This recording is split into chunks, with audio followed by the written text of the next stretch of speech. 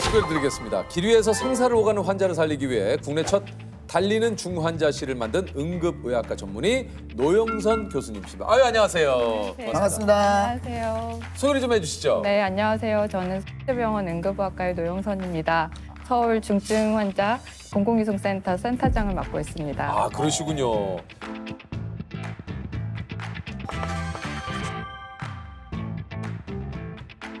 아니 응급의학과 교수님이신데 주로 응급실이 아닌 다른 곳에서 근무를 하신다고 그래요? 네, 저 병원에서 근무를 안 하면 대체 어디에서 무슨 그러니까요. 일을 하냐고 많이들 네. 물어보시는데요. 저는 응급실에서 환자를 직접 진료하는 응급학과 전문의가 아니고 달리는 중환자실이라고 불리는 특수구급차 안에서 중환자를 이송하면서 병원이 아닌 도로에서 환자를 진료하는 일을 하고 있습니다. 아니 이게 뉴스에서 좀 본 것 같은데 달리는 중환자실에 대해서 좀 자세히 좀 설명을 좀 해주시죠. 심정지나 중증 외상 같은 이제 중증 환자들이 치료를 위해서 한 병원에서 다른 병원으로 전원을 해야 할 때 저희 달리는 중환자실을 보통 이용하게 됩니다. 이제 이런 환자들은 사실 병원을 나가게 되면 굉장히 위험하게 되는데 이제 응급학과 전문의랑 응급구조사, 간호사가 한 팀이 되어서 이제 환자의 상태를 모니터링하면서 필요한 처치를 하고 치료를 하면서 병원과 병원 사이에 공백을 메꿔주는, 공백을 책임지는 응급의료 서비스입니다. 구급차를 근데 처음 생각해낸 게 교수님이라고 그래요. 네.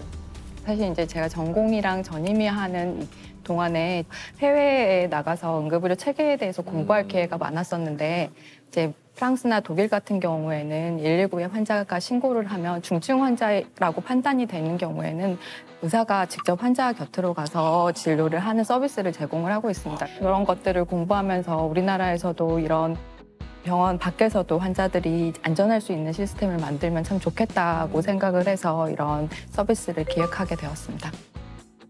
이게 이제 일반 구급차와 비교를 해서 어떤 부분이 좀 이렇게 다릅니까? 네, 가장 큰 차이는 사실 그 제한된 공간에서 이런 중증 환자를 치료하는 전문 훈련을 받은 응급학과 전문의와 응급구조사나 간호사들이 동승한다는 게 가장 큰 차이이고요. 그렇겠네요. 또 다른 거는 저희는 이제 일반 구급차보다 크기도 1.5배 정도 더 더 크고 크군요.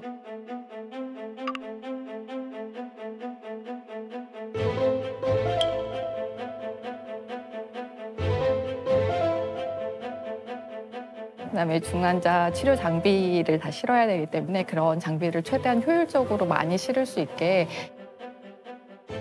저희가 특장을 디자인하는 과정부터 저희 의료진들이 직접 참여해서 제작을 하고 있습니다. 흉부압박을 해야 될 수 있기 때문에 흉부압박기 혈액 주입기고요.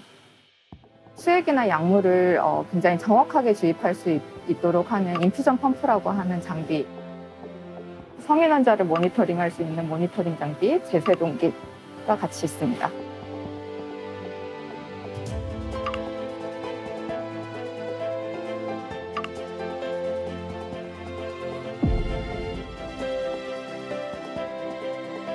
또 특히 신생아들 같은 경우에는 이제 인큐베이터 환경을 그대로 옮겨가지고 이송을 하고 그렇군요. 있어요. 네, 그래서 네.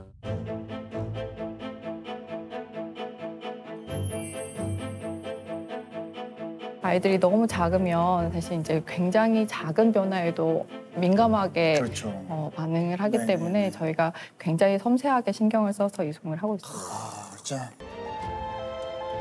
그 중환자를 이송하다 보면 진짜 그 급박한 상황도 많이 일어나지 않습니까? 네, 맞습니다.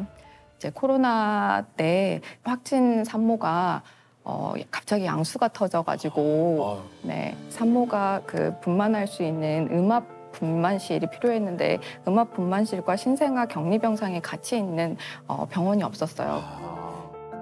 격리실에서 분만을 했었던 케이스가 있고 그때 이제 신생아를 그 음압 격리실로 이송을 했었어야 됐는데 달리는 중환자실이 밖에서 대기하고 있다가 그 태어난 지 1시간 안 된 그 아이를 이제 안전하게 이송한 적이 있었습니다. 이야, 참 좀.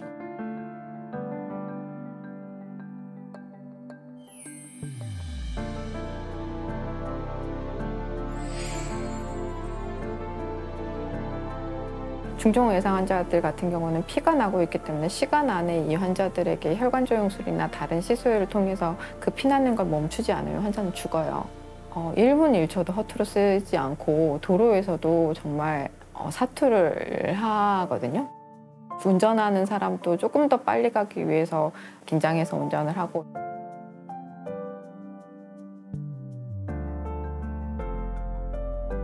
뒤에 있는 사람들도 수혈 이런 것들을 굉장히 민감하게 저희들이 조절하면서 이송을 합니다. 환자 상태가 갑자기 안 좋아지면 이게 뭐 때문에 안 좋아지는 원인을 파악을 해야 되고 그 원인 분석해서 바로 처치를 시행해야 되니까 이 모든 과정이 힘들긴 한데 내가 이 한 건 마치고 옴으로써 우리로 인해서 이 환자가 큰 병원에서 어쨌든 살 수 있다는 그 사명감이 제일 큰 것 같긴 해요. 야, 이것도 약간 살짝 소름 돋았네. 뒷자리 안전벨트 착용 의무화를 만드는 데 결정적인 역할을 하셨어요? 정말요? 앞으로 고속도로는 물론이고 일반 도로에서도 차량 뒷좌석에서 안전띠를 매지 않으면 과태료가 부과됩니다. 제가 이제 응급실에서 전공의 할 때 교통사고로 응급실에 오는 사람들에게 그 안전벨트를 맸냐고 물어보면 안전벨트를 안 맨 환자들이 너무 많은 거예요. 그래서 이제 질병청 자료 24,000건으로 분석을 해봤더니 안전벨트를 안 매면 안전벨트 맨 사람보다 사망률이 훨씬 더 높은데 그게 운전자들은 12배 정도 사망률이 증가하고 동승자는 5.5배 정도 사망률이 증가해요. 그래서 그 결과를 레포트했었고 2018년에 전자석 안전벨트화를 하는데 제 논문이 중요한 근거로 쓰였다고 나중에 들었습니다.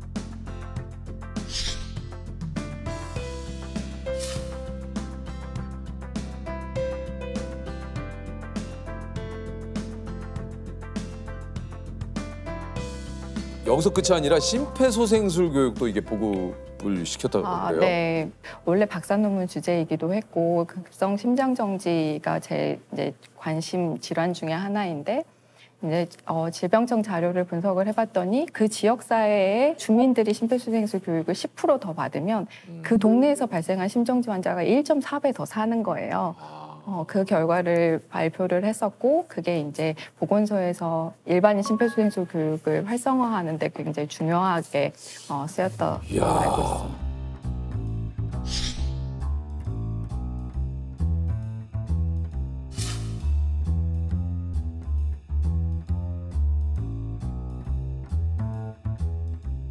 교수님이 쓰신 논문을 통해서 이런 것들이 자꾸 이렇게 세상이 좀 변하잖아요, 사회가.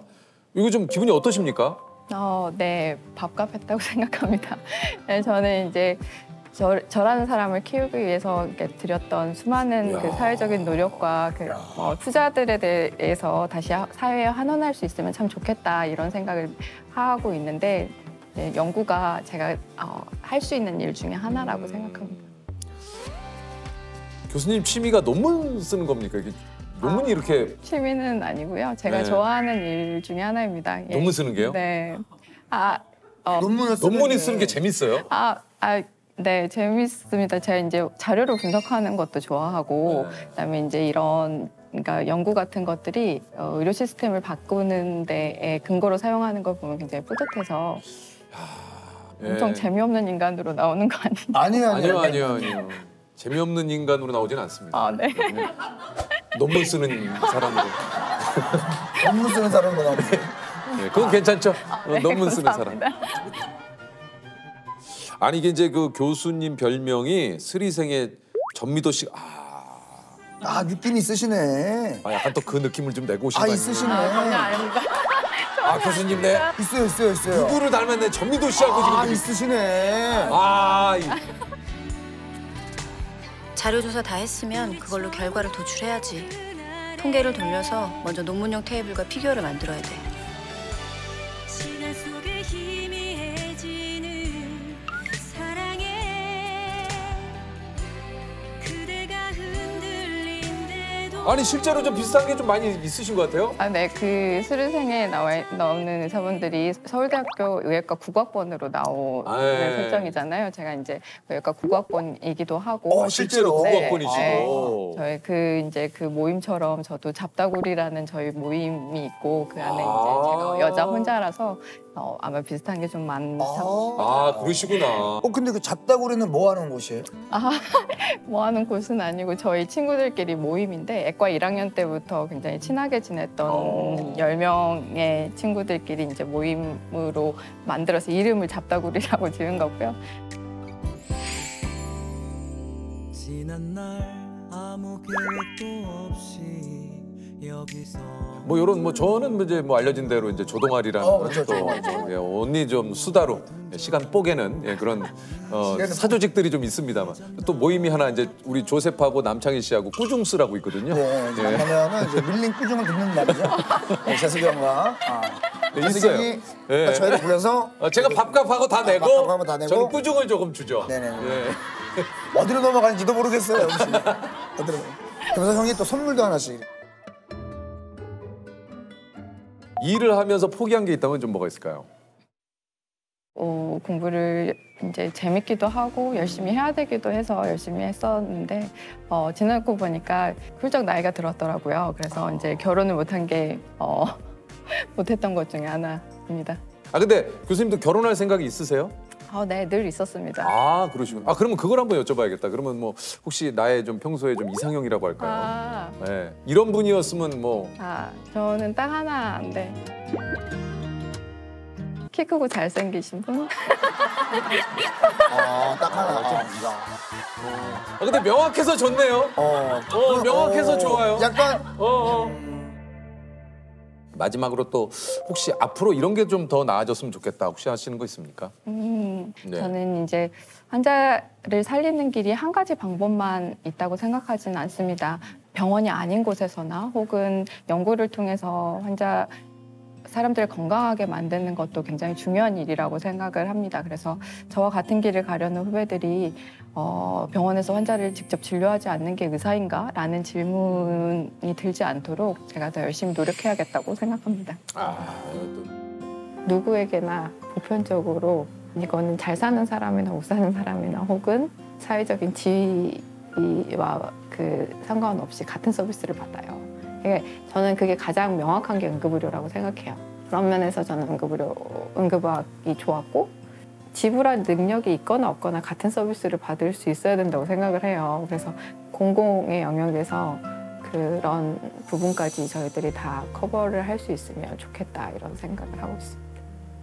모든 국민이 언제 어디서나 건강하고 안전하게 응급의료 서비스를 이용할 수 있는 환경을 만드는 게 제가 할 수 있는 가장 중요한 일이라고 해야 하는 가장 중요한 일이라고 생각합니다.